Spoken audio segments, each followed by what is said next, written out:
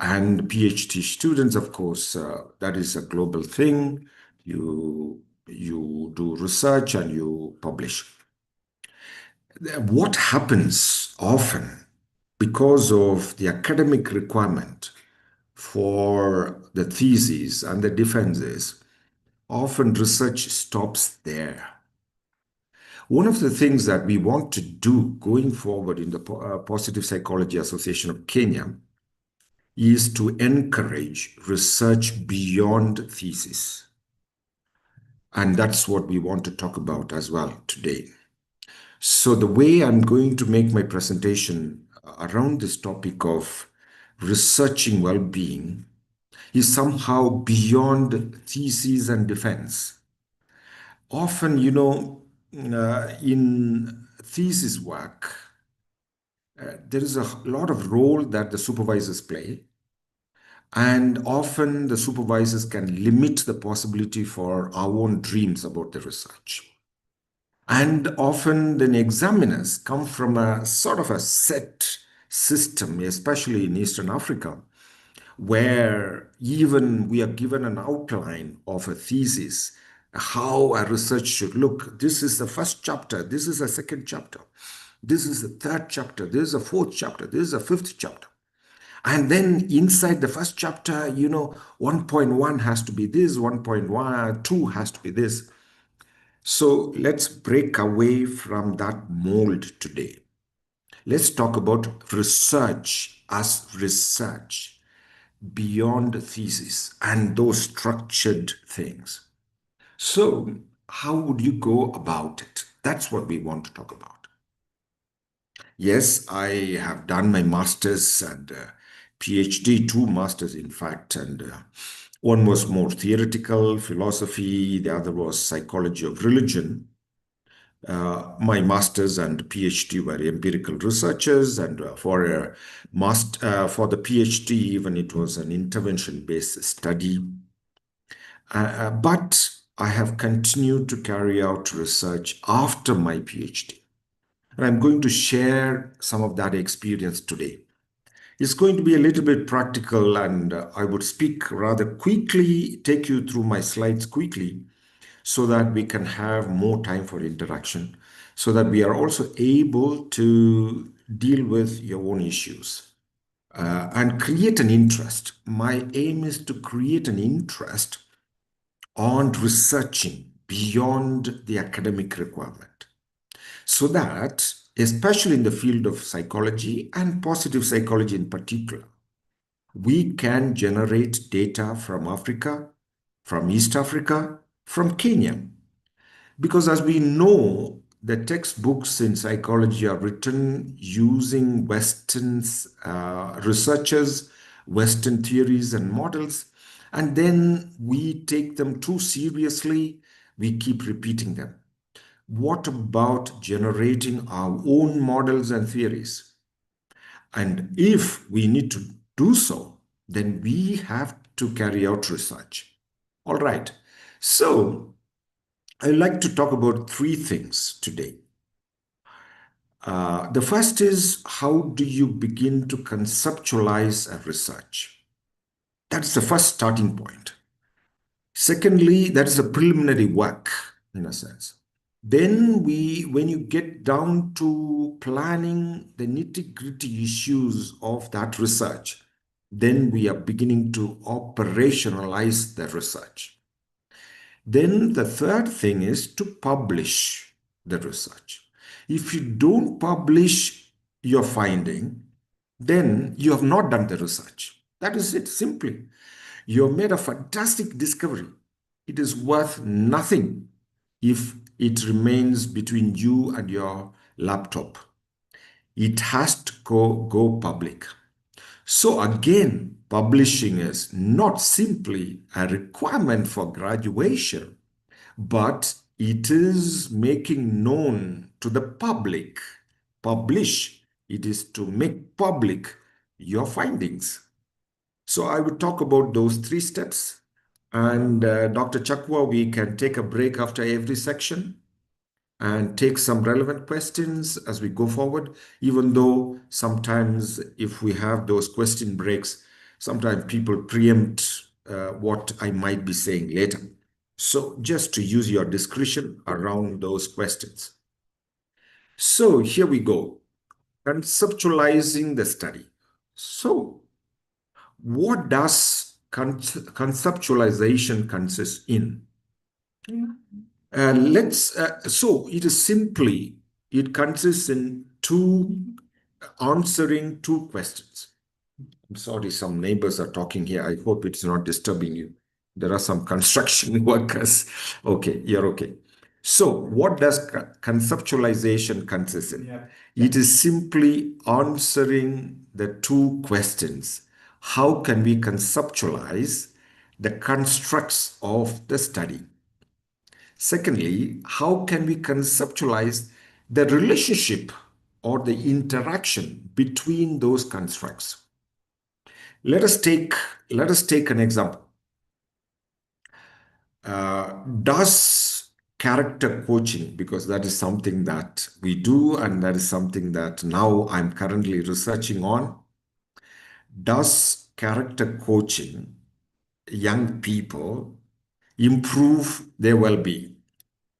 Now, can we chat? What are the constructs? So I have a question, just a curiosity question. We are running this character coaching program now for 3 years, and we want to study whether that character coaching has any impact. The word impact is very serious in a word, but let's say, does it have an effect on the well-being of those who are attending character coaching for, say, 1 year? Okay, so what are the constructs? Let us tease out that first, step by step. So I have a research topic. I would like you to chart. What are the constructs of that hypothetical or that possible topic? What is the impact of character coaching on well-being of young people? Okay, simple. So what do you think are the constructs of that question? Okay, anybody? Okay, what are the constructs? Let's not talk about variables at this stage. I will tell you the difference between a construct and a variable. So at this moment, we can only talk about, I have a tentative topic. What is the impact of character coaching on the young people in terms of their well-being? Okay, yes, people are hesitant to come by. Uh-huh. Let's chat, please. Let us chat. Aha. I think we are still warming up. Better, okay. Better character development. That's a construct. Okay. What are the constructs of that topic? Yes. Thank you, Dr. Chakwa. You have put the title or the question, research question. What is the impact of the character coaching on young people in terms of their well-being? Okay. Aha. So Barnabas says character, well-being, coaching. Crispin says motivation, healthy relationships. Coach Jackie says resilience. Okay. Aha. What are the constructs in that question? A curious question that I have. What is the impact of, okay, it improves. No, no, don't answer that question. Okay. Do not answer their question. My question is, so this is where research begins, actually. You see how we are struggling to find out the constructs from that research question, which is a very tentative question. Jane says resilience. Okay. Aha. What are the constructs of that topic? Assumption that, okay, Elizabeth says, assumption that character coaching will have an impact on the youth. whether positive or negative. Okay. So what are the constructs? I keep repeating. Okay. So I can see we are struggling there. Yeah. So self-esteem, moral character. Uh-huh. Okay, some of them are my students. Don't put me to shame. Okay, former students. Okay, so listen to this very carefully. Okay, here is a take. Um, Positive traits. So I give 90 marks for this question to Barnabas, and only Barnabas has got it. Okay. Barnabas from Tanzania. He has also been trained as a character coach. He says constructs of this study are character, well-being. Okay, so that's the two constructs of this study. Now, coaching is also important because we need to measure whether the duration of the coaching will have any impact. Okay, so hold on there. Sorry, just a minute. Let me tell our workers here not to.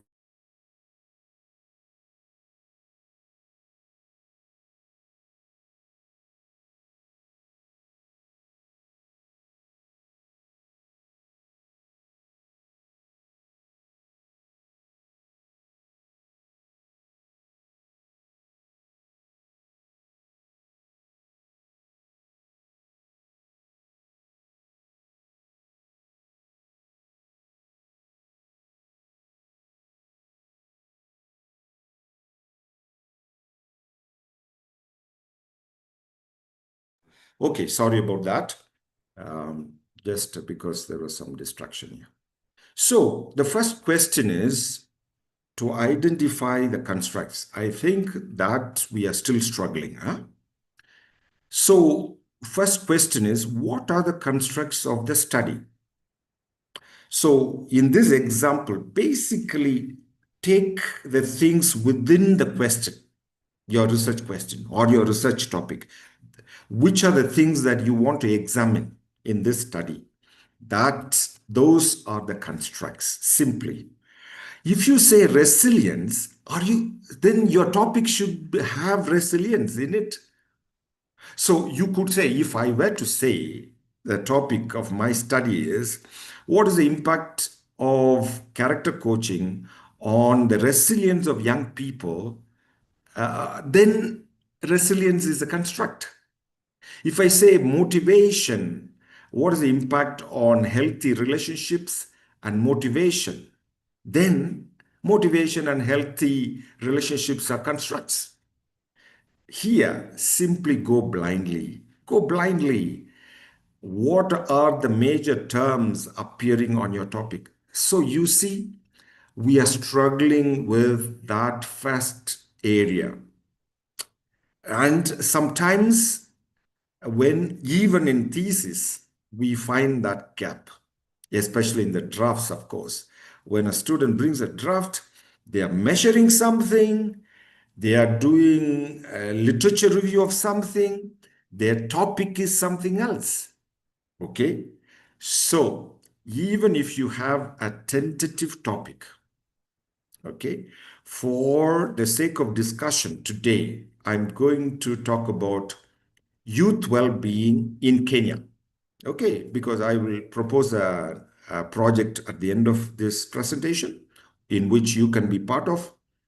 So let us take well-being of youth in Kenya as a book, and we want to do research. Okay, if I say well-being of youth in Kenya, then that's a general topic. We need to put it into a question to be able to identify the constructs of the study. So let us say, what does the use of social media have an adverse impact on the well-being of youth? If I have a smaller topic within that larger topic, Then use of social media is a construct. Well-being is a construct. So then what do I do?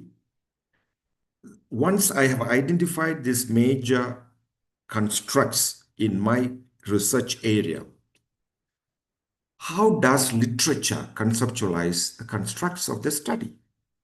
That's what I that is what I go about doing. I do a preliminary study. I go to my e-resources, not just Google Scholar, which is a good starting point, but also I have still a login detail possibility to go into my university.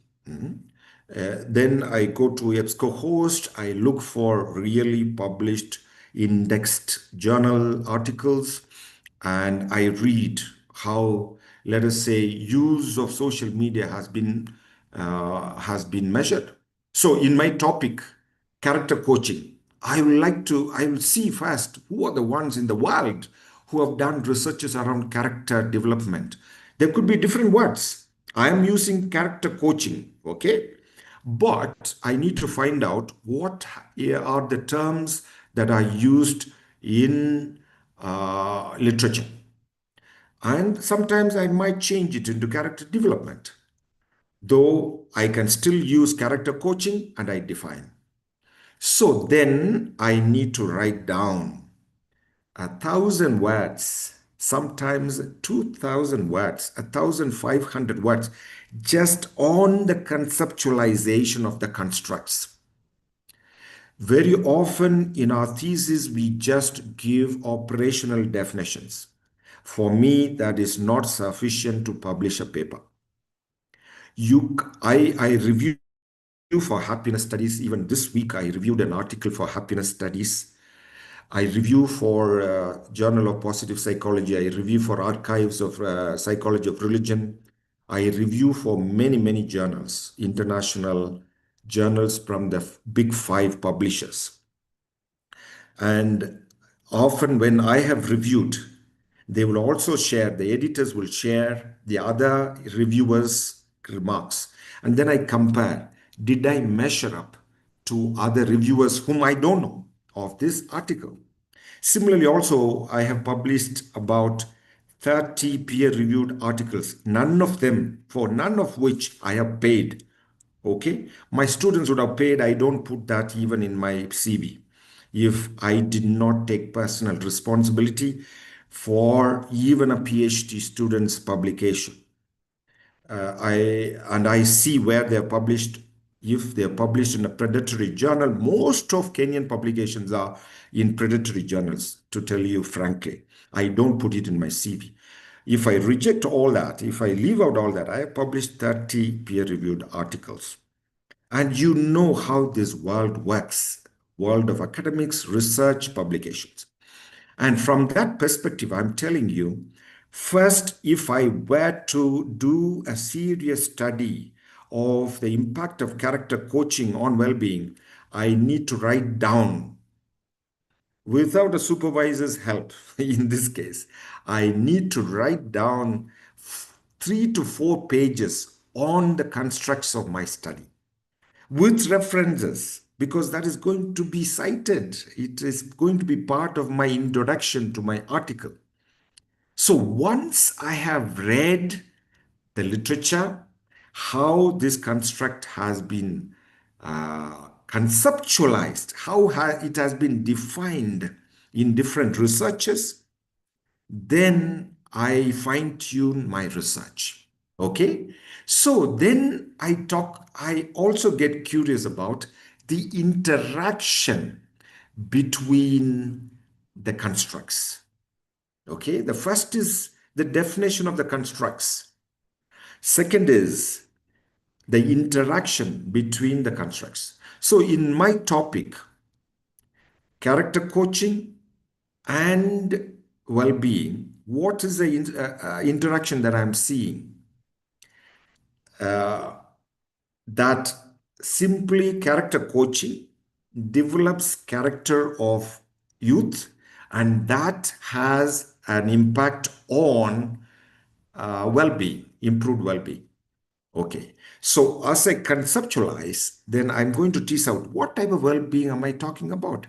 Am I talking about subjective well-being? Am I talking about psychological well-being? Am I talking about social well-being? Or I'm talking about wellness, which is simply reducing hospital visits or having just simply feeling good, you know. So those are now the preliminary works as a standard practice, Okay. Then out of that will come a conceptual framework. Conceptual framework. So we are going beyond a requirement of a thesis. We were used to doing a conceptual framework because it had to be there. But now it is a necessary thing for me to visualize the interaction between my constructs. Okay. So then, so having understood that, let's take some examples. I have already given an example of character coaching and well-being among the youth. Let us take my PhD research. This is my PhD title at the end of the day. This was from the University of London. It may not pass in Kenya, by the way.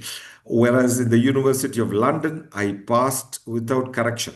Without correction, I passed in the University of London. Okay? With this title and my research. So, internationally, it is acceptable. In Kenya, Kenyan professors might have problem with this title. They will start criticizing it. Okay, so at the moment, do not criticize this title. Let's not waste time criticizing it because it has already passed. Let us identify. Let us identify the constructs in this title. The constructs in this title. Let's chart again, please. Let us identify the constructs in this title. So, character strengths as mediators in mindfulness based intervention for recovery from addictive behavior. Okay? Yeah. All right.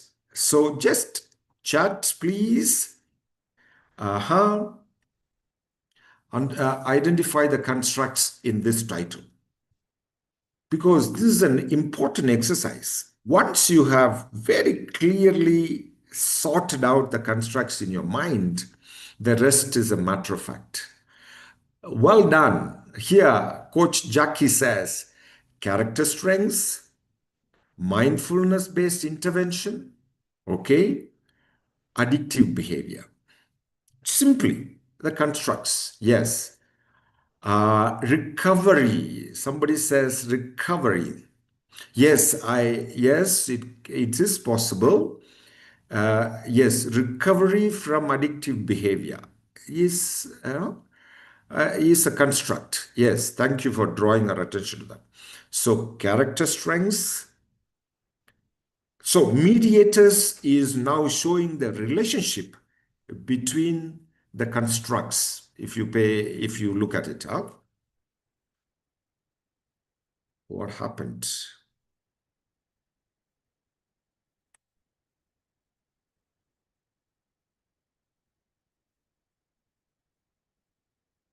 Can you see my slides still? No. No. Let me reshare.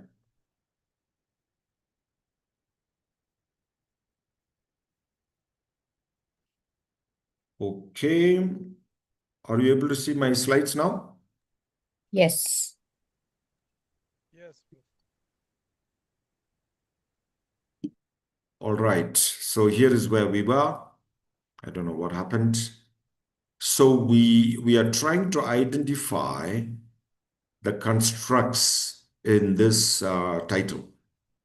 I'm happy only two of you have dared to answer this question. Okay, mindfulness, character strengths, mindfulness based and recovery from addictive behavior. Okay. In other words, What are the constructs? Constructs are things that you need to examine, you need to measure. I use the word examine not necessarily to measure, because in qualitative studies we are not measuring.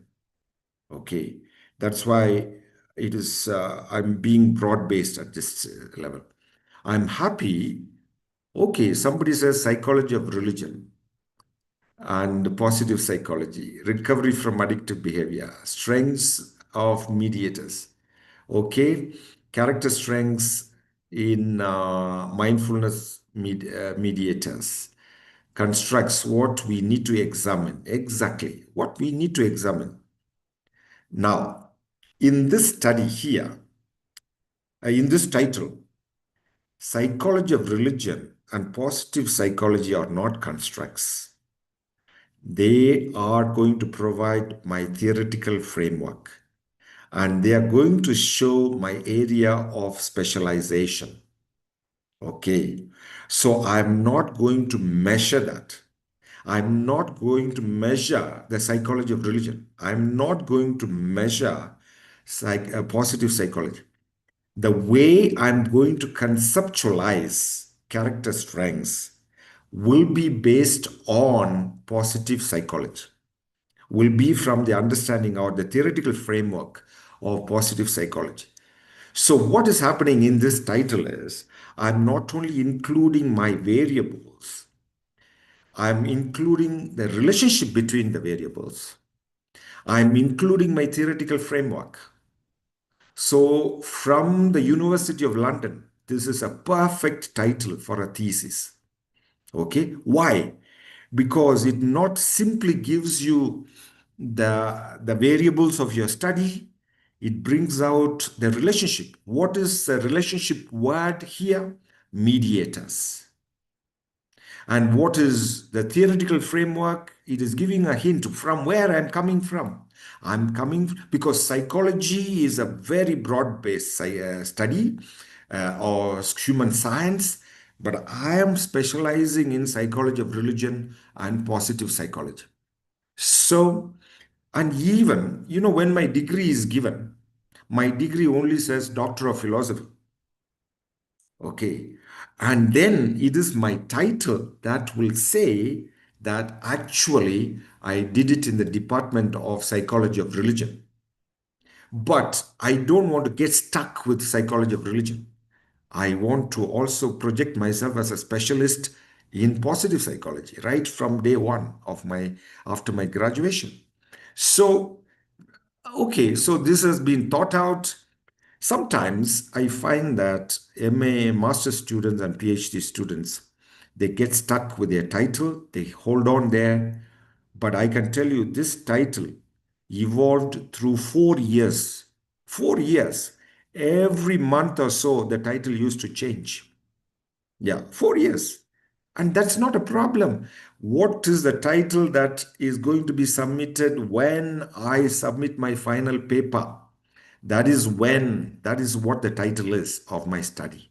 Okay. So sometimes in Kenya, we get stuck with things and we are not heuristic. We are not researching. If it is researching, if you're searching, things will change every day. One day you discover one writing and then your whole thing changes. Of course, you can't go back to zero after on the third year, but your title, your focus gets fine-tuned. Okay, so let me share my experience of my PhD work. How, and I'm trying to tell you how a research begins. So, any research should begin with an observation of a phenomenon. That is the starting point of a research. Observation of a phenomenon. You are seeing something, you are experiencing something, or you are doing something that you want to understand better. So that is what we call Newton's apple. You remember the famous example of how Newton discovered the theory of gravity or the principle of gravity. Okay, that an apple fell on his head. That's only a story. We don't know really if an apple fell on his head or he saw an apple falling. Okay, so what happened to me? I'm a Catholic priest. I was giving youth retreats in Tanzania in the year 2007. And then after my youth retreat, one of those youth retreats, months after, let me say, a young man walks into my office and he says, Father, you know, I have not tasted the garlics of Egypt. So immediately I knew. So first he asked me, "Do you recognize me?" I said, "No, but your face looks familiar." That's a way we say. So he says, "I have not tasted the garlics of Egypt." Then quickly I connected which youth retreat he must have been, because there was a youth retreat in which I talked about addictive behavior and solutions to them from a spiritual perspective. And in my last talk, in that retreat, I talked about the garlics of Egypt. So, what was the key point there? That when we go through a spiritual experience, we get inner freedom. Then, like the people of Israel, we get bored, we fall back to Egypt. We run back to the garlics and the leeks and the fish or the onions and the cucumbers, uh, tiki tiki maji of Misri. Yeah. So that's what my reflection was. And then this young man was referring to that. Then we talked, what was his uh, garlics of Egypt, the garlics of Egypt. And then he shared it was an sexual addictive behavior. And then he told me that retreat had given him sort of recovery from that addiction. Wow. Okay, I thought about it. I was not yet into psychology, by the way, at that time. I had done my master's in philosophy. I was doing youth ministry. Then a few more days after, another young man comes and tells me a similar story. And interestingly, I was reading a book those days, this book that you see the cover page on by Gerald May, Addiction and Grace. I was reading this book those days, Love and Spirituality in the Healing of Addictions. Okay, this is not a very empirical stuff, this book, but he is a psychiatrist, Gerald May. But from his experience under an ordained minister in a mainline church, a pastor. So he is writing about possibility for recovery from spiritual experience.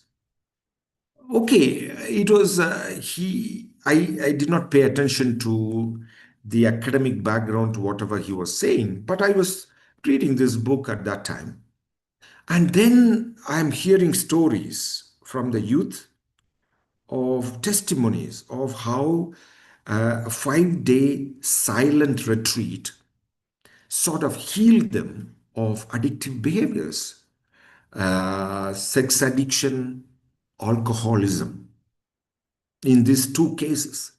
So, this is the apple falling on my head. It raises a question: what is happening here? So, it coincided with a time when I was asked by my superior if I would be interested in doing a PhD. So I said yes, and I would like to do a master's in psychology, and I like to study the relationship between spirituality and recovery from addiction. All right, anyway, the rest is history. This was 2008. So 2008, I land by God's grace, merely grace, because to study in the University of London at that time would cost £20,000 a year. And yes, so somehow I managed to get there, and I go there. I registered for a master's in psychology of religion, first week of classes. I bought these big books and I'm reading. Then side by side, as I'm doing the requirements for my master's, I'm beginning to read about spirituality from a psychological perspective. I knew I want to do a scientific study on spirituality. And I'm beginning to read on addiction and the correlation between the two. Then I realized at that time there were 3,000 published papers in EBSCO host relating spirituality to recovery from addiction. And then I see how is this construct of spirituality defined? How is it conceptualized? How is recovery from addiction conceptualized? Then I get fine tuned as I'm continuing month after month. Okay, I'm getting fine tuned and I'm also fine tuning and I'm also seeing the relationship between my variables. So I'm seeing that spirituality, people are making a distinction between spirituality and religiosity. So, do I want to study religiosity or do I want to study spirituality? Then I make a choice to study religious spirituality. Okay, that means that is a construct of my study, which is going to be a variable. And then I have to see how I'm going to measure it. That's another point. But for now, I'm conceptualizing. I'm conceptualizing the recovery from addiction. Okay, recovery from addiction can be put as well-being. Then I'm also seeing that researchers are pointing out that there are mediators in this relationship. There are there are variables that are intervening variables, as we say in Kenya, because intervening variables can be moderating variables or mediating variables. So I'm getting a clarity on this by the time I'm developing a proposal for admission to PhD. Okay. And by then, I already have two papers for publication. And I have, of course, I would publish it later. Towards the end of my PhD is when I would submit, but I have enough material to publish two papers. Okay. Of course, I have done months and months of work full time, spending 8 to 10 hours a day, Monday to Friday. Of course, I was involved in ministry on Saturday and Sunday. I would come back to my desk on Monday. It would take some time to warm up. By Wednesday, I'm into it. Thursday, Friday, full. Then by Friday afternoon, I abandon my books. I take a break. Friday, Saturday and Sunday, and I'm working day after day. And that is how I could produce these two publications. And they are very well cited, I must say. You can go to Google Scholar and search on my profile, Sahaya Selvam, and you will see these publications. Then, okay, so I have my conceptualization. Let me give you another example of a study that I carried out 3, 4 years ago. All right. So here, hospitality. So this is my topic. Can hospitality be added as a character strength in the VIA catalog? Now, are you becoming experts in identifying the constructs? Okay. What are the constructs? What are the constructs? I know time is going. I need to move fast. What are the constructs in this? Can we text? Can we text? Can we text? What are the constructs? What are the constructs? I hope you have not given up on me. Hospitality, character strengths. Well done. Hospitality and character strengths. Hospitality and character strengths. Wonderful. Wonderful. All right. So now the topic for that research was prompted by my master's thesis. And my master's thesis was by then published as a chapter of a book, a Springer book, this book that you see on the screen, which raised questions around I had done character strengths in African traditional religions as my master's thesis. Okay. And one of the conclusions of this study was that hospitality featured a lot in the African anthropological data that I collected. And I sort of tentatively said, would that be included as a character strength? Now I wanted to work in more detail about it. As I was working on it, I knew I had to develop a measurement for hospitality. And interestingly, Robert Biswas Dina, he's a well established positive psychologist. He publishes a paper on assessing and understanding hospitality. I said, now somebody is copying my research. Is it? No. You see, human interest develops parallelly. See, when HIV was isolated, two scientists discovered HIV in France and in the US more or less around the same time. So it's interesting that hospitality research was coming into positive psychology around the same time in the US and in Africa. Okay, so these are big guys. Ed Dina, he has done a lot of research on subjective well-being, and his son, Robert Biswas Dina. Okay, they are father and the son.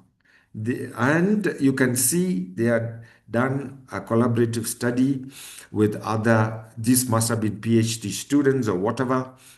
And so I begin to conceptualize my research like this. I'm planning my research like this at that stage. Wow, I need to carry out 3 stages of my research. It's going to be an elaborate thing. It is going to take time. Patiently. I don't have money to do anything.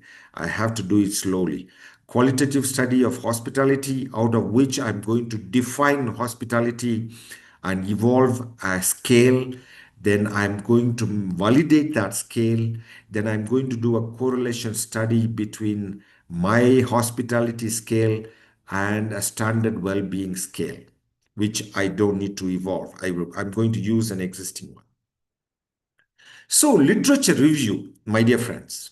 Literature review is not just a chapter to be written, it is necessary for conceptualization, it is necessary for operationalization. What is now operationalization? Okay. Simply, how do you measure those constructs? I have spent a lot of time in the first part because that is the most difficult part for any study, as you yourself have seen it in our interaction this evening. So now I'm going to go very quickly because time is running out. Operationalizing. How do you measure and collect data? So, how do you measure your constructs? The moment you're measuring your constructs, they become variables. Okay. Until then, until you have a clear plan of measuring your constructs, they are only theoretical entities. So forgiveness is a theoretical entity. The moment if you're going to do a research on the relationship or the association between forgiveness and well-being, then you have to start by defining forgiveness. Does forgiveness include forgetting? Does forgiveness include reconciliation? Does forgiveness include, um, let's say, asking pardon? Or is forgiveness just giving up hurt? Is it just giving up desire for revenge? Forgiveness, you have to define it because that is going to tell you how you are going to measure your variable. Okay, and how you're going to collect the data, what instrument you're going to use to collect data. So for me, the conceptualization part is very important. You can't simply give a 2-line definition of forgiveness when your whole research is about forgiveness? You have to, Dinawatago. you have to write 4 to 5 pages on forgiveness. Your literature review, major part of literature review, especially if you forget about thesis, for publication, if you're publishing let's say an article, you need to write at least half a page on forgiveness, really in a very concise manner. In an article of say 6,000 words, you need to write at least 500 words or 400 words on forgiveness in the beginning, because that's a major construct. That will include also how you're going to measure it. Okay. Yeah. So operationalization consists in how do you answering these questions, 4 questions. How do you measure the constructs of the study? How do you collect data? How will you analyze the data? How do you test the hypothesis, if any? That is now operationalization. You are now planning the practicality of your research. That is what you are operationalizing your research. And for me, how you're going to analyze your data should come right at the beginning, the moment you are going to measure your construct. Because the way you're going to measure your construct will determine how you're going to analyze it. Yeah, a lot of students write a small paragraph in a thesis. SPSS 20 version 21 will be used for data analysis. That is not data analysis. That is not data analysis. Forget about it. If you write that in a publishable good paper, really it is going to be knocked out. Okay. But what type of test are you going to do? Now, the type of test will be determined by how you're measuring your variable. Is that variable a nominal variable? Is it a scale variable? That will determine, okay, your data analysis. So you can't wait for data analysis after collecting data. All these planning has to be right at the beginning, if not in writing, at least clear in your mind, as it happens to me now. When I start now conceptualizing and operationalizing, I begin to answer these questions immediately in my mind. Writing down is a question of time. Okay, sometimes I just scribble things on my notebook, answering these questions when I'm operationalizing it. I would do some Google search on scales that are available. Then I will fine tune my search on scales that are available on e-libraries, okay, from established scholars. But now I have been researching around positive psychology for the past 17 years. I more or less know how the research is going on in positive psychology, which areas, who is doing, because I have also set alerts on Google Scholar. Whenever research around character coaches, character strengths is published, every day I get alerts. I may not read all of them. I can see names. Sometimes I remember names. I review papers, so I know how the field is working.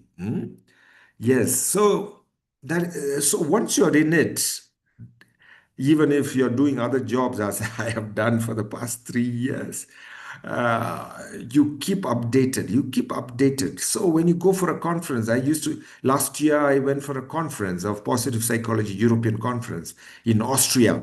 Then 3 days, it's like reading so much stuff. And then all the time you're listening to people, you're doing background checks on these scholars, you're doing sort of background checks on their previous publications. Okay, now here is a point. When a construct is operationalized, it becomes a variable. Okay, until then it is only a construct. So let us try to operationalize the variable age. How would you operationalize this? Okay? Any hints? Give me a question. What question are you going to ask in your instrument? It seems so straightforward. It is not. There are many ways you can operationalize age. There are many ways. Can we chat, please? How would you operationalize a construct called age? Okay, please, can we chat? Let's get active. Let's do active learning. Okay. Uh-huh. How would you operationalize? It looks straightforward. Age. You ask, what do you ask? What do you ask the participant in your scale? Okay, okay, what is your age? What is year you are born? You see, already in the two questions, Barnabas simply asks, what's your age? Which year were you born? Bernadette asks, date of birth. How old are you now? That's a question. So you see, the way you are operationalizing, there is so many differences. So many differences. But a standard practice, no, no, no, no, no, no, no, no, no, no. Okay. Roslita says she's operationalizing. Okay, okay, she has a point anyway. Older adults, okay. If you are going to limit the age of your participants, then Rosalind's question makes a lot of sense. I mean, her point makes a lot of sense. Okay. But let us say we have agreed, even if you're going to research among people above 45, okay, then you have to find out, you have to measure the age of your data, okay, your participants. In your data, age, if you are researching with human beings, age is a standard variable, okay? What? Yeah, yeah, yeah. Okay. Somebody is giving a category infant, adult, elder. Which means you have to include, I mean, age parameters inside, number of years since birth, group. Yeah. Uh, Adeni Malaki. Yes, I know her as Patricia. She has conceptualized groups age ranges. Yes, that is a standard way people measure. I find that limiting. You can give, are you aged between 18 to 25, 26 to 35, 36 to 45, and then people tick. Now that becomes a discrete variable. That becomes a nominal variable. But I prefer a scale variable. If I were to ask today, I would ask the date of birth because using AI today, you can calculate the real age at the time of analysis or at the time of data analysis. Because when you ask for age, some people may not tell the truth, or some people might overestimate their age. Like if somebody is born in November, they would already increase their age in February. Okay, so you may not get the exact age, especially if age is going to be an important thing. Of course, gender, we always standard ask female, male.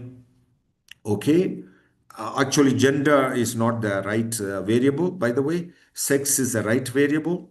Okay, gender is a very tricky variable. There is a difference between sex and gender. In researchers, it's better to ask sex.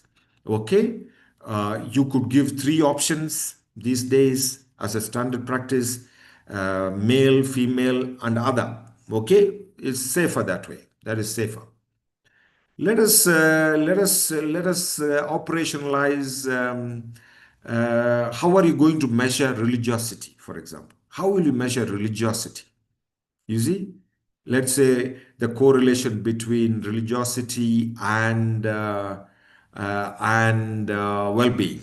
Okay, how would you measure religiosity? How can you measure religiosity? So you begin to now, that means you should have conceptualized religiosity, and based on your conceptualization of religiosity, now you're going to operationalize it. Okay, any guesses? Just guess. Any guess? Any guess? How would you operationalize a construct called religiosity? Religious denomination. Okay, okay. Let's keep going. Do you consider yourself to be religious? Okay, so that's a self-reported, completely a self-reported item. Uh, Least reliable, okay, when it comes to analysis. When you ask people, do you have self-esteem? One item scale, you see? Do you consider yourself to be religious? It's an interesting way of measuring religiosity. It would be called, that variable would be called perceived religiosity. What Coach Jackie has put there is a very interesting point. Okay, when you ask people, are you happy? What are you measuring? You're measuring perceived happiness and not happiness. So, if Coach Jackie asks a question, do you consider yourself to be religious? You're measuring perceived religiosity, and you should consistently use that to term your variable, in my opinion. Though I have done that with my PhD candidates or master's candidates, and another supervisor does not understand that. Why is it perceived? Because that is how they perceive. That's what I'm measuring. I am not measuring religiosity. Okay. Aha, Elizabeth is coming now with very interesting item. How often do you worship as a church or a temple? Aha, interesting. Belief system. Role played in church. Okay, where do you worship? Where do you worship? Which religion do you ascribe to? How do you worship? Okay, now we have to measure it. We have to measure it. Okay, how question may not be measurable. Okay, where do you worship may not be measurable. You will end up reporting that endlessly. Religious beliefs. Do you believe in a supreme being? Okay. So, how important is religion to your life? Okay, so you can give a Likert scale. Bernadette's question, you can give a Likert scale. How important is religion in your life? 1 to 7, 1 to 5, 1 to 3, whatever.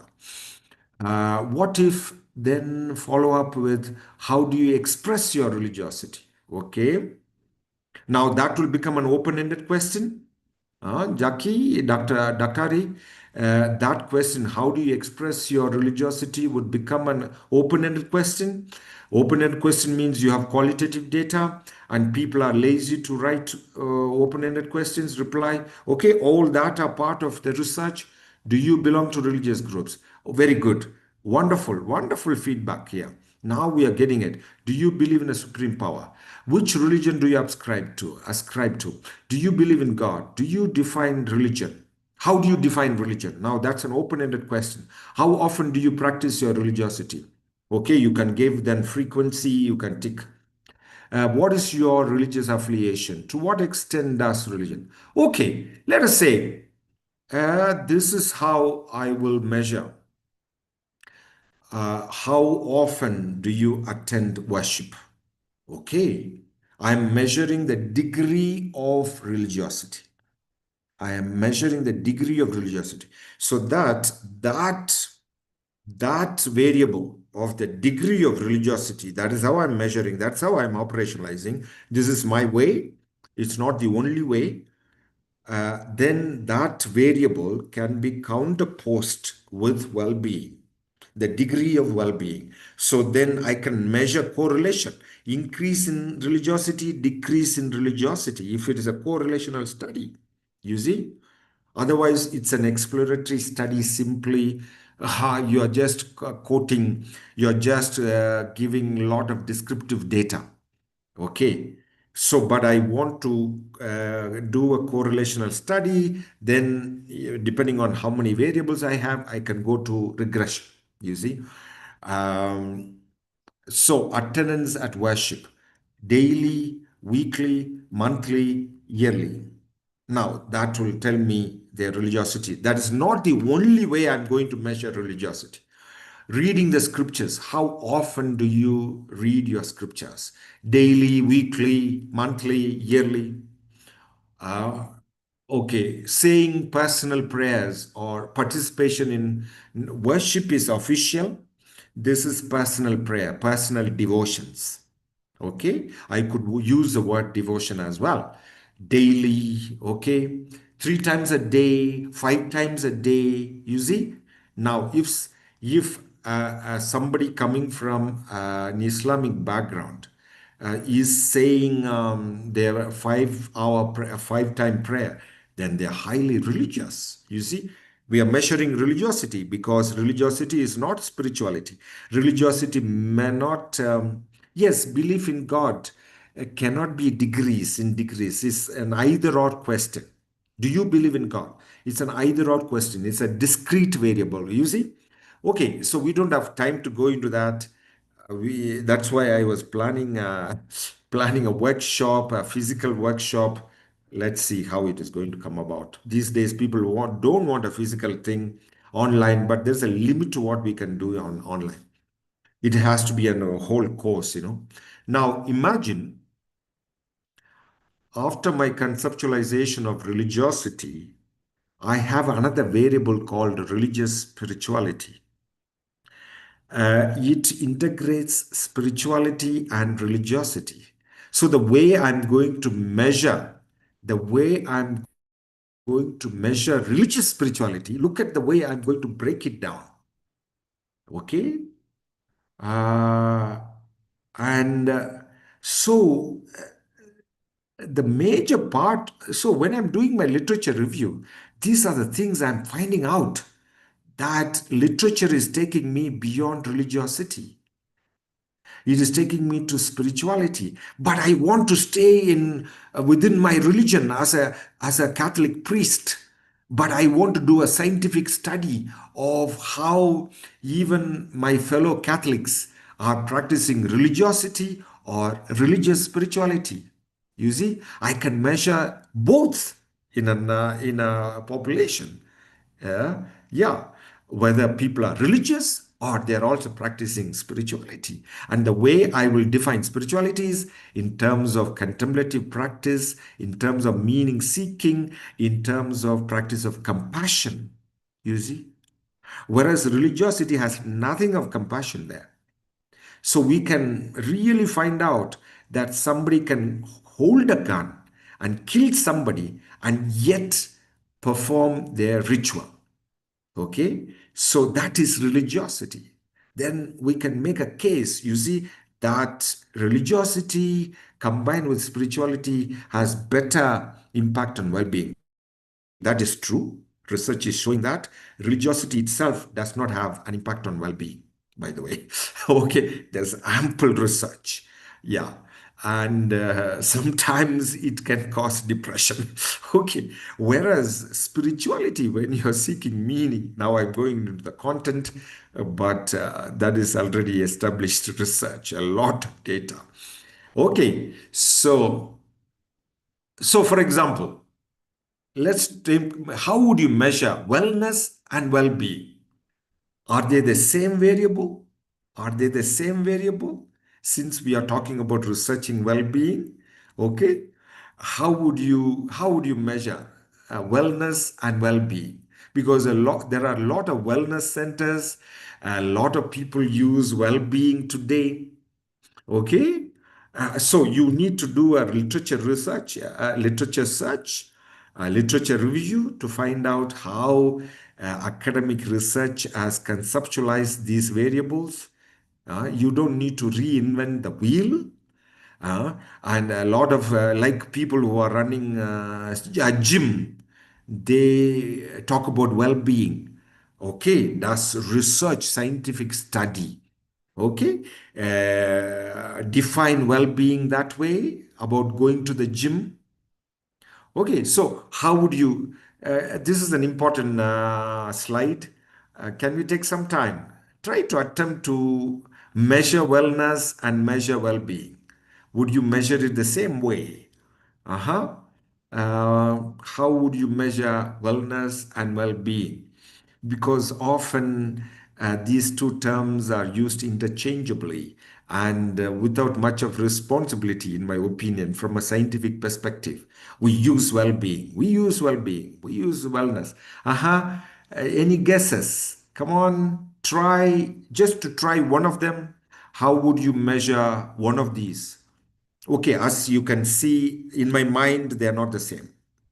In literature, they are not the same. So, what would be the difference? How would you measure wellness? How would you measure well being? Let us chat, please.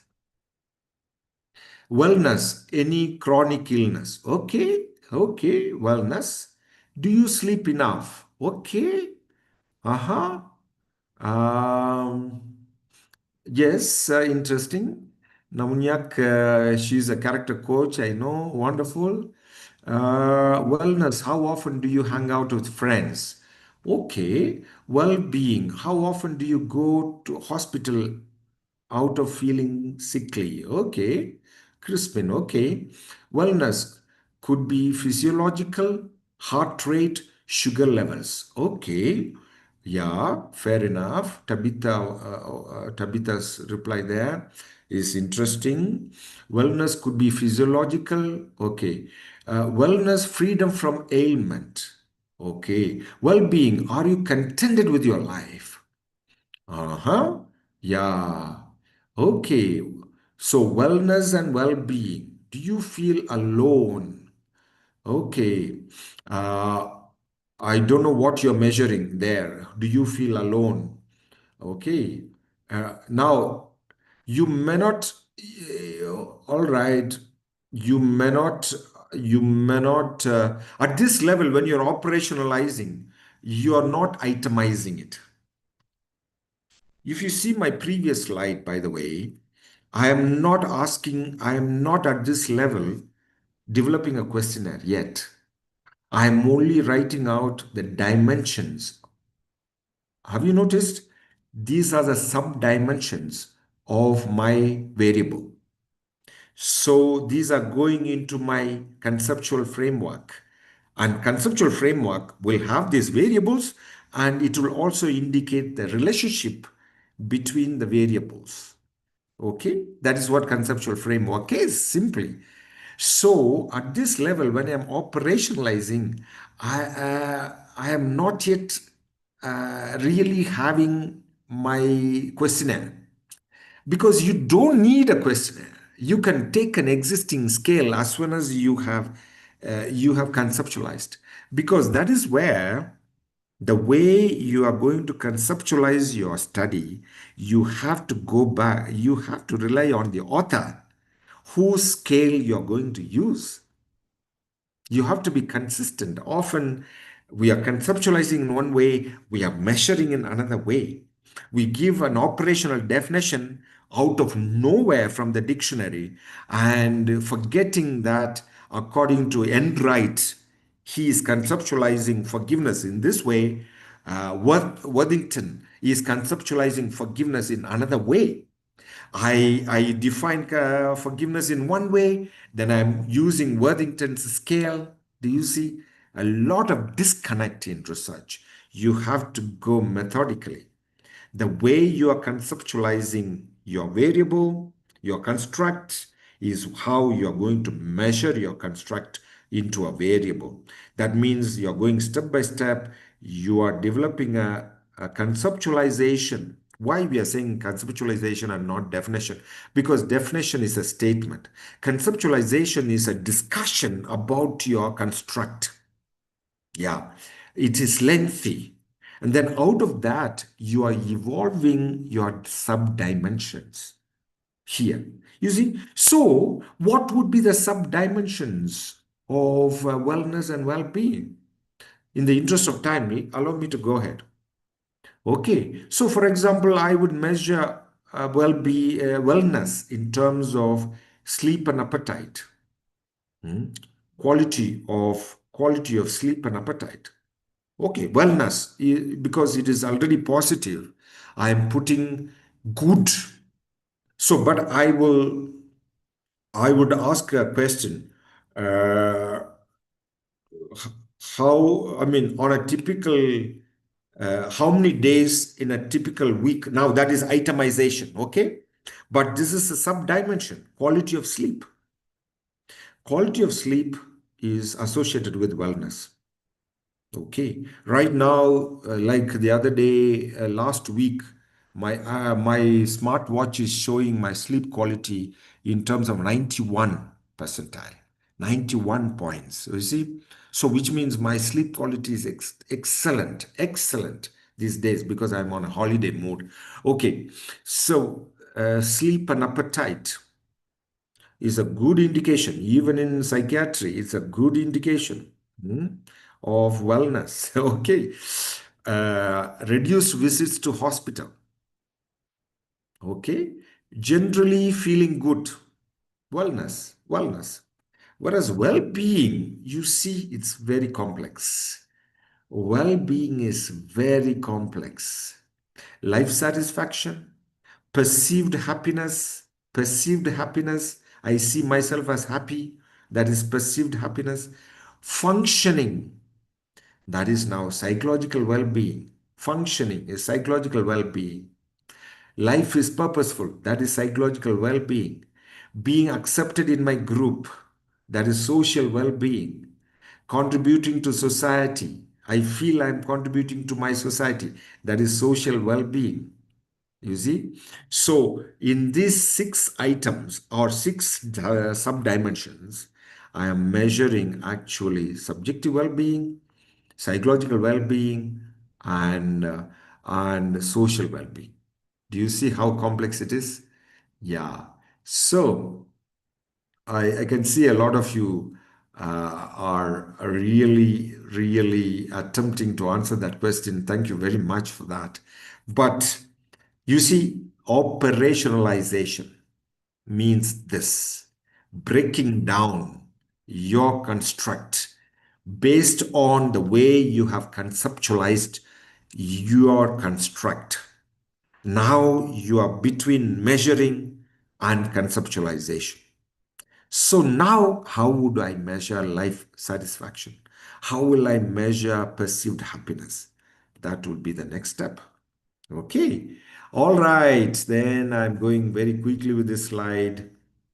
So, to go back to my study of hospitality, you see, I I asked people simply an open-ended question. This was a qualitative study.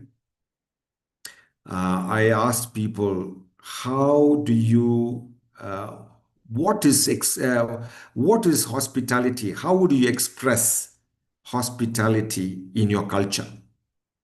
That is how we asked an open-ended question. And 148 people from 12 ethnic communities in Kenya were involved. Okay. So massive data. This is not a thesis, okay? But I have the luxury of time. And then analyzing the data, picking up the common elements. Then I developed a scale. I should have put, I developed a 9-item scale. If I recall the items, first is greeting the guest is one. Okay. Second, uh, spending time with them, preparing food, providing accommodation, giving gifts. Those are all part of now hospitality in the African tradition. Okay, so the 9 items are giving. Uh, they were like five Likert scale, 5-point Likert scale. How likely is it? How likely are you to do this? Uh, how much this statement represents you? Very likely, highly likely, all that. Okay. Then I had to validate this scale. Validate the scale, meaning I collected data from 216 participants to say, here is my questionnaire. First 6 items. Okay. I like to welcome guests at my residence. Very much like me, very much unlike me, neither like me, okay? I enjoy spending ample time with my guests. Now, actually, initially, it had 10 items. Then, when I collected data, I realized one item is not correlating strongly with the other items. So, those are all validation of the scale process. Validation. Validation to find the validity, to establish the validity and the reliability of the scale. It's a study by itself. It's a study by itself. And that is why I get seriously annoyed when a PhD student has evolved their own scale and have not validated their scale. You see? And it's a big process. Yeah. So then the third study was now correlation between hospitality scale, hospitality, level of hospitality, and mental health continuum according to Corey Keys. Okay, so of course I used other extroversion scale. You don't simply collect data if you're doing a research only on these variables. You collect variable data on a few other variables so that you find some interesting uh, yes, now somebody asked the 9 items hospital scale, you created your own. Others may now use. Yes, it is validated, it is published. Okay? Yeah, it is published. No, I developed my own. I'm telling you from this study. Here is where I developed. Here is where I validated that scale. Here is where I tested it against. Again, I tested the psychometric properties to see consistency. I also tested it with established scale well-being to assert that it is a positive character, it's a positive value, okay, or positive variable. So you see, this is how the correlation and all that. We did also regression. I don't want to go into. And then it was published as a book, as a chapter in this book. So anybody can use it. It is in the public domain. Of course, if you use a published, if you use a published scale, it is better to write to the author. And usually authors would ask for your publication at the end. Of course, in my case, if somebody is using it, so far, I think 1 or 2 people have used it elsewhere, not in Africa. At least this paper, this chapter has been cited. I don't know how many times. Google Scholar keeps account of that. Okay, so I did that with one of my master's students who also collected data for her research. Okay, and this should be encouraged, that we should be able to do research with our PhD students. Yeah, that is how people are creating theories. And in fact, to do a PhD work, I don't have much time now to go into the next section. Time is up. See, to do a PhD work, you don't need to reinvent the wheel. Find out an established professor and what is their research. Can you take that research forward? That is how we accumulate human knowledge. That is how we create and we generate theories. In Kenya, PhD research are here and there. There is no accumulation of human knowledge. We are not generating theories. Perhaps we need to talk about generating theories and models another day. That's a whole interesting topic in research. People are doing sporadic researches and good researches published from Kenya, unfortunately, fortunately anyway, are in collaboration with foreign researchers. Why? Why? Hmm? Yeah, of course, I give credit to some of the people working in psychiatry in Kenya. They are very well also cited in DSM, okay, and that's praiseworthy as well. Yeah. Uh, Now, quickly, I want to finish this in a very quick way. First of all, when you want to publish your paper, okay, you want to have a clarity on whether your paper is conceptual, is it a review paper, is it an empirical paper? To publish a paper on well-being, you don't need to collect data. You can do a systematic literature review and you can publish a paper. I have published such papers, two, three of them. Okay. So it's called a review paper, and you will cite it in your introduction, in your abstract. Yeah.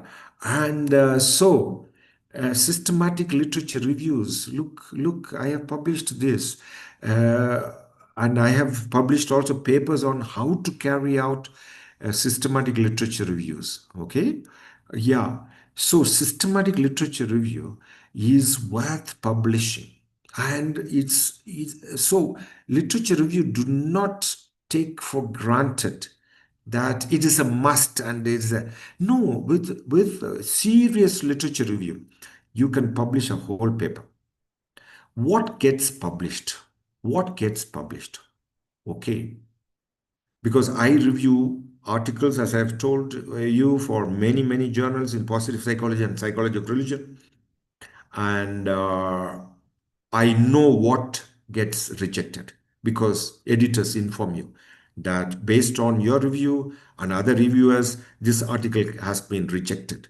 So, what gets published? First thing is originality in research. Now, originality in research does not mean the topic has to be original. That is why you can take an existing research, you can take an existing scholar and do a research around their theory, even in Kenya, okay, uh, using another method. If they used quantitative method, you can use a qualitative method. You can do it, for example, you take an existing research. It was carried out in the US. You can do the same research among Kenyan population. Originality. Originality. So originality in research, in objective, in method, in population. Okay, so originality doesn't need to be always in a topic. Okay, yeah. Even in a PhD, in my opinion, originality is a very important point, but it doesn't need to be altogether original. Completely, do not, human knowledge does not reinvent the wheel. Human beings should not reinvent the wheel. We work from what is available and we develop it forward. That is why Newton himself said, if we were able to do something because we stood on the shoulders of giants. Who are these giants? Previous researchers. So what gets published? Originality is an important criterion. Originality is an important criterion, but originality doesn't need to be completely in a topic. Second, serious writing. Serious writing, starting with language. Argument has to be tight. There has to be internal consistency in your article or your book chapter. Serious writing. Hmm? Yeah. So uh, don't correct all your full stops. Don't put a semicolon where there's supposed to be a colon. It will pull down your study. It will pull down your publication.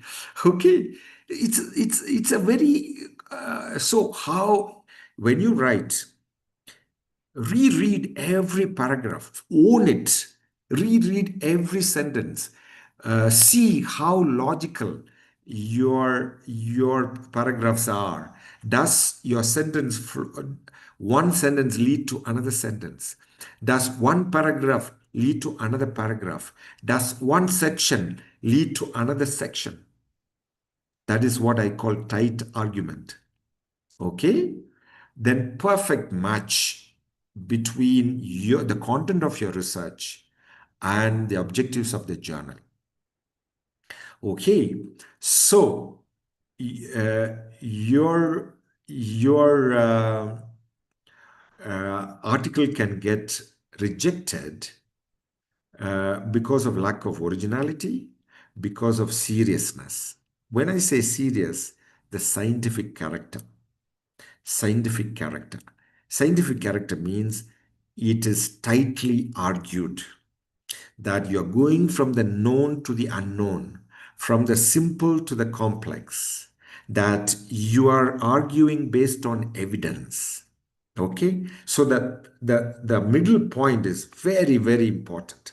Then it should match the objectives of the journal, your article. Okay, now how to choose your journal? How to choose a journal? In Kenya, by the way, people say I published a journal. No, no, no, no, no. You publish an article in a journal. You can't publish a journal. Okay. So journal is not same as an article. Journal is a collection of articles. So you need to select a journal where you can send. Of course, a lot of Kenyan scholars are publishing in predatory journals because you pay $50, $100, they publish overnight. Please, let's stop that. Let us stop that. Okay. I have never paid for a publication so far. Okay, to tell you, and I can share with you my list of publications, and it's a long list, and they are in big, big journal publishers. Okay, just Google, first Google journal, just put journal and your topic. It will bring you. Or go to Google Scholar. If we were to meet physically, I would demonstrate this, all this, And then there are many, many ways you can find a journal. Now, if you go to ChatGPT, put your abstract on ChatGPT and ask ChatGPT, suggest to me journals, standard journals. It will suggest. Then you go and find out how the submission criteria for those journals, submission guidelines. Okay? Yeah. So, for example, journals on well-being. What step did I did this search the other day. Uh, uh, I just went to Google Scholar, went to metrics, then I searched on keywords. It is bringing me so many journals, okay? And then I see which will fit my article, for example. Okay, you see, and according to the ranking here, it has already ranked the H5 index and H5 median, applied psychology, health, well-being. So applied psychology, very well cited journal, International Journal of Qualitative Studies on Health and Well-being. Okay, so you need to see uh, and this will also give you hint to keywords. Okay. Yeah. Okay. Now name the big five. Now name the big five in publications. Name the big five. With this, we are going to conclude. Okay. Time is up. With this, I don't have time to finish. Can you name the big five publishers in academics? Okay, this will be my last question. Can you name the big five publishers in academics? If really, in my opinion, nobody in Kenyan universities should be ranked if their publications are not in this big five. Okay? Yeah. Um, so, can you mention any of these big fives? Can you mention any of these big fives? So if you want, many of your PhD holders here and your published papers, yeah, which are the big five? Yeah, Dr. Carol has put Springer, Coach Jackie has put three of them among the five. Yes, Patricia has added Sage. Wonderful, wonderful, good. We have it. Uh, we have it. So here we go. Here we go. Now, Springer, you see, Nature used to be another publishers. Now, these are the big five publishers. Okay, they control 50% of academic publication across. Other, say, 30 to 40% is controlled by university publications like Oxford, Cambridge, Harvard publication. Those are university publications. Whereas 50%, these are commercial publishers, but they are recognized as well-renowned academic publishers. Now, Springer has renamed itself Springer Nature because they merged. Now, Routledge, Taylor and Francis. Routledge is a book wing. Taylor and Francis is a journal wing. Okay. So Routledge does not publish, they are the same company. Okay. But Routledge is books, academic books, big books, expensive books, only librarians can buy it. Taylor and Francis is the journal wing of Routledge, okay, but same ownership. So it's good to know if you're a PhD holder and you want to be a researcher, you must own these, you must know these publishers, how they work, where are they published, where do they work from, where do they have head offices, do they have in Africa? Of course, most of them have in South Africa and India. Many of these nowadays layout is done in India. Okay, you see the distribution, the share. This is a research I did yesterday. Now, Springer Nature publishes over 3,500 journals, 3,700 journals. Taylor and Francis publishes almost 3,000 journals. Elsevier publishes more than 2,500 journals. Wiley publishes more than 1,500 journals. Journals! I'm not talking about articles, journals. They are publishing millions of articles every year. Sage, Sage is good with textbooks, but not very much their market share in academic journal publication is less. Okay, you can see the market share. This is an old data which has not changed much. Okay, and they are comparable to other uh, other other companies. Okay, yeah. Let me conclude there. Okay. Now, this should be the outline of your article. Articles do not have chapters. Articles have sections, and make sure this is what the outline to your article is. I'm going to end my presentation here. And in fact, if you go to APA Publications Manual, okay, 7th edition, it does not talk about thesis, though examiners will quote that when they are examining thesis. APA Publications Manual, okay, style manual is for articles, academic articles. And this is what I used to tell my students, inbred. Okay. Yeah. This is your standard outline. This is your standard outline. Now, if you want to publish your thesis into an academic article around any topic, you need to rewrite completely from, you can copy and paste certain paragraphs, but do not try to convert your thesis into article. It will unless you are publishing in a predatory journal.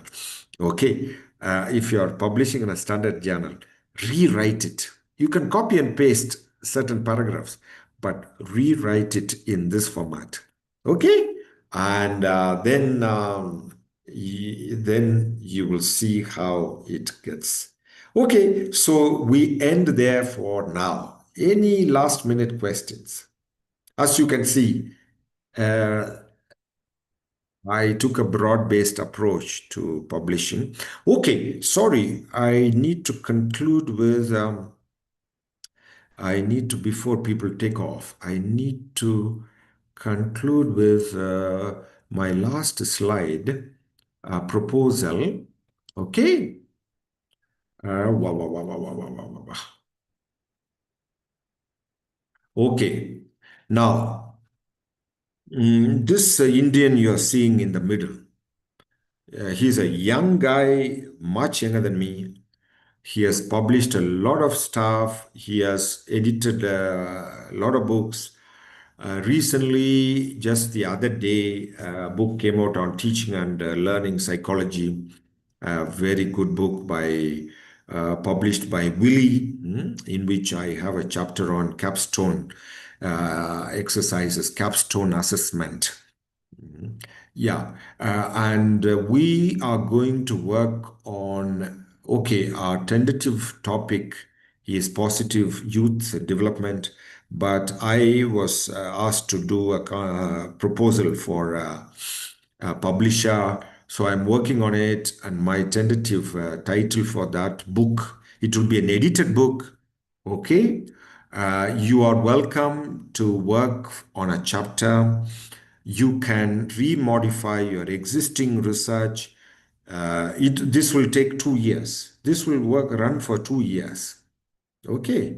Yeah. So we are not going to publish it tomorrow. So you have ample time.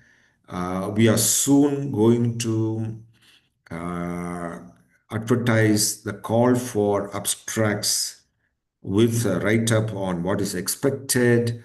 Then, what we are thinking as Positive Psychology Association in Kenya is we have formed a WhatsApp group.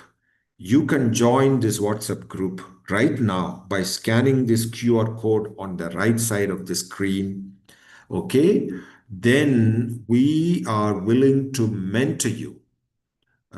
We are willing to mentor you through your research to bring, okay, I can see already 8 members have joined.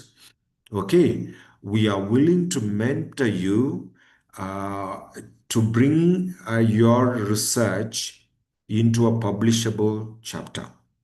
That way, but the topic has to be youth and well-being. We cannot mentor everybody, okay?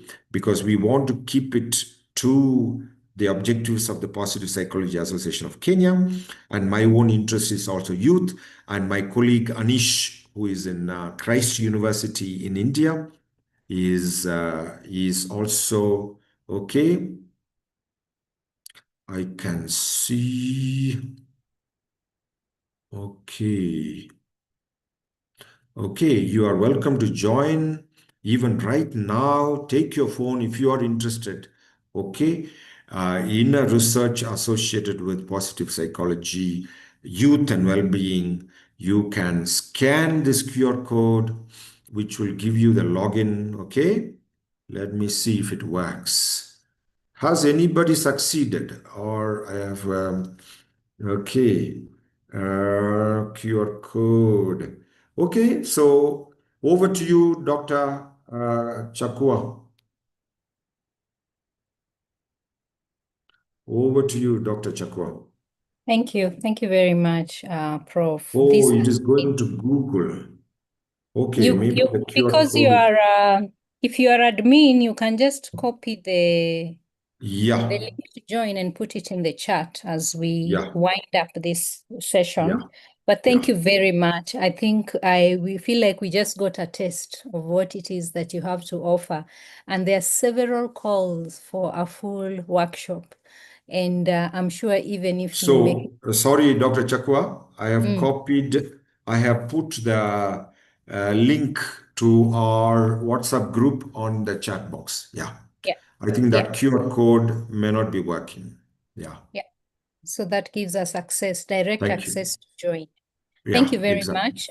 Mm. It's very generous of you to share so much information for free and just share of your experience, and we are truly grateful. I think I'm encouraging us to put comments in the chat about how we have experienced and also appreciation for Father Selvam as we wind down this session, and also to, again, Prof, there's many calls for a physical workshop. So I think that is something that many would benefit from.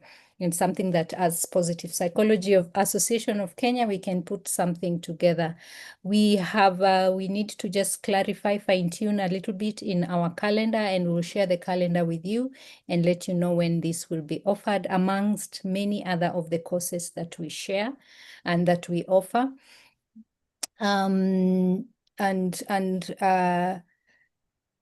I do not have anything else. Unless someone has a very specific question, we can end this session here. Please check out, join also our WhatsApp channel, and you will be getting more information from there. YouTube, this is being live streamed on YouTube, so definitely you will get also, after this is over, a few minutes after now, after we end the session, you should be able to access it on YouTube. I don't know if there is anything else. Okay, so please, there's a link to join our association. Join our association. We are a community that is open, that loves to network, share information, and help each other grow as we grow this area of positive psychology. I really loved how you started, Father Selvam, that this is research beyond thesis.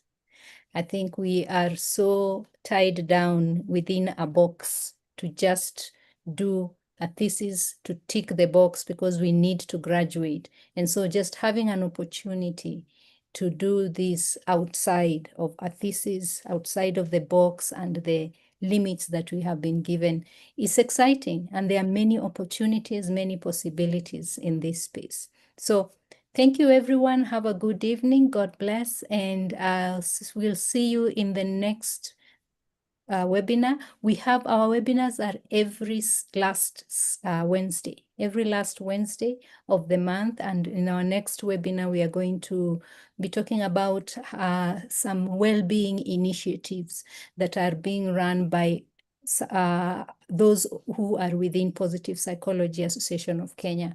What are these initiatives? What can we learn from them? What are the challenges? What are the strengths and all that? So karibuni tena, have a good evening, and we will end the session here. Asanteni.